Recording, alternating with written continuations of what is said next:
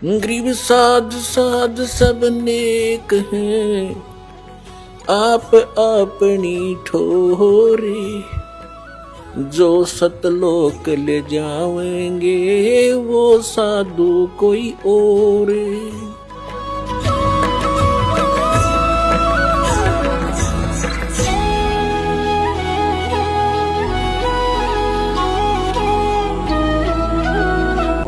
सम्मन नाम का एक मनियार था। मनियार को आप जानते होंगे। मनियार होता जो केवल चूड़ियों का काम करता था, माताओं को बहनों को चूड़ी पहनाया करता था, उसकी पत्नी भी और वो भी। और वो बहुत दारिद्र था, निर्धन था, लेकिन परमात्मा का परम भक्त था। पूरा परिवार, 3 सदस्य थे परिवार के अंदर, 3 सदस्य। एक तो सम्मन, उसकी पत्नी का नाम था नेकी, और एक पुत्र था उसका नाम था शिव। उसको शिव कहा करते, शिव नाम था शिव। वैसे अब भ्रंश हम कर ही लेते हैं, शिव कहा करते, तो शिव नाम से ज्यादा प्रसिद्ध था। और तीनों के तीनों प्राणियों ने कबीर परमात्मा की दीक्षा प्राप्त कर रखी थी। वो दिल्ली में रहा करते थे। पहले दिल्ली आज जैसी नहीं थी, एक गांव सा था छोटा सा। ऐसी झोपड़ियों में लोग रहा करते थे, छोटे छोटे मकान भी थे, कुछ थोड़े बहुत सेठ भी थे, वो अलग होते हैं। आज जैसी दिल्ली नहीं थी 600 वर्ष पहले। और परमात्मा बनारस काशी में रहा करते थे। एक कमाल नाम का लड़का, उसके कबीले ने, उसके कुल के लोगों ने मृत्यु के उपरांत जल प्रवाह कर दिया था। और एक शेख तकी नाम का राजा सिकंदर लोधी, दिल्ली के बादशाह का धार्मिक गुरु था। और सिकंदर लोधी को एक बहुत असाध्य रोग था। परमात्मा कबीर जी के आशीर्वाद से वो स्वस्थ हुआ था। बाकी किसी भी औषधि से और किसी भी धर्म मजहब की जंतर मंत्र से और आशीर्वाद से वो स्वस्थ नहीं हुआ था, जिस कारण से सिकंदर लोधी परमात्मा कबीर जी से बहुत प्रभावित था। और उधर से धार्मिक गुरु उनका सिकंदर लोधी का जो शेख तकी था, वो ईर्षा करने लगा कबीर जी से कि ये अब ज़्यादा महिमा प्राप्त होगी है, राजा के हृदय में ये समा गया है, किसी प्रकार इसको नीचा दिखाऊं और राजा मेरी तरफ फिर आकर्षित हो। कहते हैं 2 वजीर 2 फकीर और 2 पीर, उनकी कभी आपस में बड़ा नहीं करती। ये तो ऐसे समझ लो जैसे एक म्यान में 2 तलवार, कदे देखी सुनी ना कान। तो वो बहुत इस ताक में रहता था, किसी प्रकार नीचा दिखाऊं। सिकंदर लोधी ने किसी कारण से स्वामी रामानंद जी का सिर काट दिया था, उसकी मृत्यु को प्राप्त हो गए थे। और कबीर परमात्मा ने सिकंदर लोधी और सैकड़ों व्यक्तियों के सामने उनको जीवित कर दिया था, जिस बात से सिकंदर लोधी घना प्रभावित हो गया था कि ये तो सचमुच अल्लाह आए हैं, खुद भगवान आए हैं। कबीर साहब अल्लाहु अकबर है। अब अल्लाहु अकबर यही काम करता है, मुर्दे को जीवित कर दे, रोगी को स्वस्थ कर दे, निर्धन को धन दे दे, तो भगवान यही काम करते हैं। तो वो सभी काम कर रहे थे। सिकंदर लोधी का पक्का विश्वास हो गया था कि सचमुच गॉड है, खुदा है। परमात्मा कहते हैं राज तजना सहज है, सहज त्रिया का ने, मान बढ़ाई ईर्षा वाई दुर्लभ तजना। ये राज भी छोड़ सकते हो, अपनी सुंदर पत्नी को भी त्याग सकते हो, और कहते हैं मान बढ़ाई और ईर्षा ये नहीं छूटती जीव पर। ये छूटे बिना भगवान मिला नहीं, बात वहीं की वहीं रही। तो इस ईर्षा वश, राग द्वेष वश कि मैं झूठा सिद्ध करूं किसी प्रकार इस कबीर को, ताकि इसकी महिमा कम हो जाए, इसलिए वो इस ताक में रहता था। एक दिन सिकंदर लोधी से कहा कि आप इसकी बड़ी महिमा गाते हो, इसने मुर्दा जिंदा कर दिया, स्वामी रामानंद जी को जीवित कर दिया, आप कहते हो मुझे स्वस्थ कर दिया। एक दिन उसने ये दबाव लगा दिया कि यदि ये कोई मुर्दा जीवित करेगा तो मैं मानूंगा, नहीं तो मुसलमानों को तेरे विरुद्ध कर दूंगा। सिकंदर इस बात से चिंतित सिकंदर टेंशन में आ गया, और परमात्मा को अपने बच्चों की टेंशन सुहाया नहीं करती। ये समर्थ है 1 मिनट में टेंशन दूर कर दे। सिकंदर लोधी से पूछा कि क्या परेशानी है आपको। सिकंदर लोधी ने कारण बता दिया। तो परमात्मा ने कहा कि कहो शेख तकी को कोई मुर्दा लावे, और करते हैं अर्ध भगवान से, थोड़ा छुपा के रखते थे दाता अपने को। सिकंदर लोधी को तो पता था, कह दिया सो कह दिया। कबीर जी कह रहे हैं कर देंगे, जिंदा लाओ कोई मुर्दा। तो वो कहता मैं कहाँ से लाऊं मुर्दा, कभी आएगा जब देखेंगे, कभी होगा जब देखेंगे। अब परमात्मा ने सोचा कि ये टेंशन काफी देर रहेगा सिकंदर। इतने में क्या हुआ, लीला मालिक की, सौसल सीधर मैं करूं अपने जन के काज। इतने में एक कमाल तो बाद में नाम रखा, एक 12-13 वर्ष के बच्चे की मृत्यु होगी। और कुछ ऐसे कुल हैं, ऐसे कबीले हैं, वो न तो जमीन में दफनाते हैं न सभा करते हैं अग्नि में, और वो जल प्रवाह कर देते हैं। अपना उनका अंतिम संस्कार ही ऐसा है कि इसके शव को मछलियाँ जीव जंतु खाएंगे, दुआ देंगे, इसलिए मिट्टी तो ये बन ही चुकी है, उसको जल प्रवाह कर देते हैं। एक सुंदर फ्लोटिंग सा एक बेड़ा बनाते हैं, घास फूस का जो तैरता रहता है कुछ देर तक, फ्लोटिंग सा, उस पर लिटा देते हैं और उसको जल प्रवाह कर देते हैं। तो वो बहता हुआ आ रहा था, तो सबको पता चला कि मुर्दा आ गया, मुर्दा आ गया। दरिया के किनारे खड़े थे, सभी इत्तेफाक से वहीं खड़े हुए थे, सिकंदर लोधी, कबीर जी और हजारों की संख्या में सैनिक, अंगरक्षक, रसोइये, अन्य नौकर। तो परमात्मा ने कहा कि ले शेख तकी आ गया मुर्दा, पहले तू ट्राई कर ले, कदे बाद में नंबर बनावे, अगमा भी कर देता। तो सब ने कहा ठीक है शेख तकी जी, दो पहलवानों की जब पहचान होगी, जब दोनों कुश्ती करें, आप भी करो अपनी ट्राई।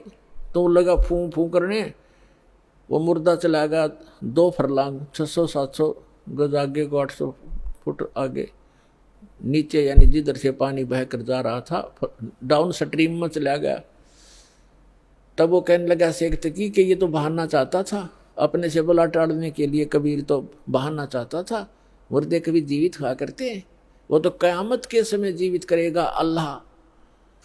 तब परमात्मा ने ऐसे संकेत किया दाता ने, जो बहता हुआ जा रहा था ना डाउन स्ट्रीम में, तो ऐसे मालिक ने ऐसे संकेत कर दिया, वो मुर्दा जो बहता हुआ जा रहा था डाउन स्ट्रीम में, अप स्ट्रीम में चल पड़ा, जिधर से पानी बह कर आ रहा था, जैसे इंजन वाली नौका चलती है अपोजिट साइड में, और वहां आकर के जहां भगवान खड़े थे वहां खड़ा हो गया। नीचे से जल बह रहा है और वो सब ऐसे ऊपर तैर रहा है। तब परमात्मा ने कहा कि हे आत्मा, जहां भी है कबीर हुक्म से इस शव में प्रवेश कर और बाहर आ जा। इतना ही कहा था कि ऐसे ऐसे सारा शरीर कंप गया, कंपन हुई उस बच्चे में, और एकदम बैठा हुआ वो ऐसे खड़ा हो गया जल के अंदर, घुटनों पानी में, एकदम बाहर आया, आके प्रणाम किया, दंडोत प्रणाम किया परम पिता को। बोलो सतगुरुदेव।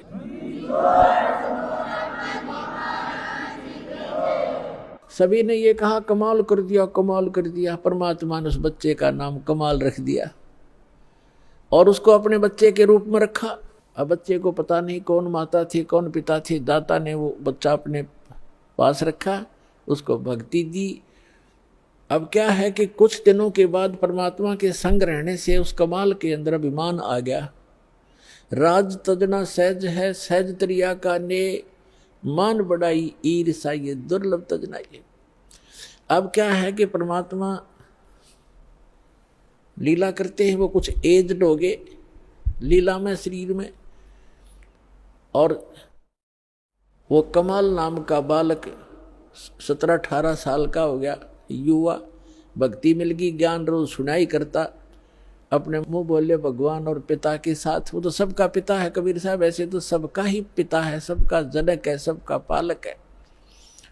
अब ये गलती हो जाती है हमारे से, 4 बातें सीख कर, जो ज्ञान सुनकर हम स्वयं वक्ता बनकर प्रभुता के पात्र बनना चाहते हैं, ये जीव की सबसे बड़ी भूल और दुर्भाग्य होता है। ये संगत भी ज्ञान के अभाव से, किसी को से थोड़े से ज्ञान के वचन सुन लिए दास से प्राप्त, और वो ठीक सा बोलने लग गया और सब उसी की तरफ देखने लग जाते हैं, वाह वाह बहुत अच्छा बोलता है, खाक बोलता है बता।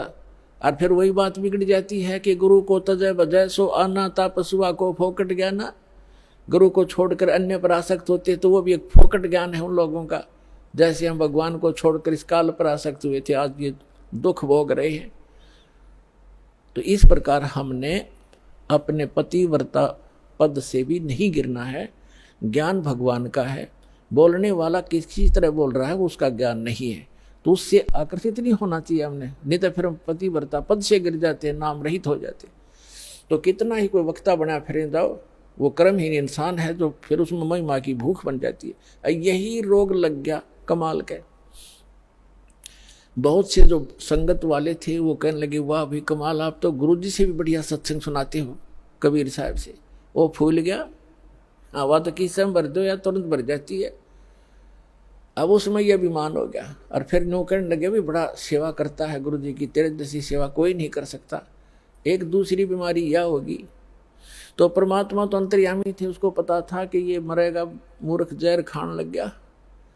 अब संकेतों में समझा करते थे भगवान कि भाई अभिमान चाहे तो धन का हो जा, कोई दान गढ़ा करता है, दान का अभिमान हो गया, मैंने इतने पाठ करा दिए, मैंने ये बनवा दिया, फलान कर दिया।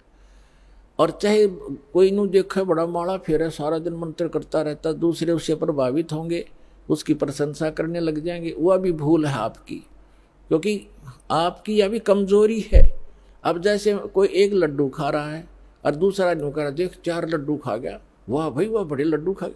अब उसके लड्डू खाने का आपको क्या मिला? आप भी प्रबंध करो 4 लड्डुओं का, जब तक बराबर हो, उसकी खाक प्रशंसा करे, वो भक्ति करे, तुम उसकी प्रशंसा करे, आप भी करो फिर। तो ऐसे हम मार खाते। ये कमजोरियां हैं जो दास आपको बता रहा है, जो आपके भक्ति की गाड़ी में पंचर कर देंगी। इन कमजोरियों से बचना ही बचना है। एक वृद्ध व्यक्ति था, डॉक्टर के पास गया और डॉक्टर ने देखा अस्थि पिंजर सा शेष है वृद्ध, तो वो कहने लगा, डॉक्टर जी मेरे पिंडलियों में दर्द रहता है। डॉक्टर बोला, जी कमजोरी के कारण है बाबा। तो कहने लगा, जी मेरी ऐसे सांथलों में भी दर्द रहता है, सांथलों में। डॉक्टर बोला, भाई कमजोरी है, कमजोरी है, कमजोरी, वीकनेस। वृद्ध कहने लगा, जी मेरे सिर में भी दर्द हो जाता है। डॉक्टर कहने लगा, कमजोरी है। फिर उसने कहा वृद्ध ने कि मैं खड़ा होता हूं चक्कर आता है। तो डॉक्टर बोला, बाबा कमजोरी है। अब वृद्ध ने गुस्सा आ गया, ने बोला, तू डॉक्टर है गम चक्कर, एक के बाद जाने कमजोरी है, कमजोरी है, कि मैं और भी बतावेगा। तो डॉक्टर बोला, यह भी कमजोरी के कारण है, अपना गुस्सा जो है ये भी कमजोरी के लक्षण है।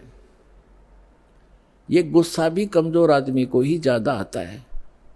तो पुण्यात्माओं, जो दास आपको बता रहा है ये भी कमजोरियां हैं, इनमें से कोई से भी हो वह भी कमजोरी ही है, वीकनेस से आपको यानी भक्ति मार्ग में बाधक है।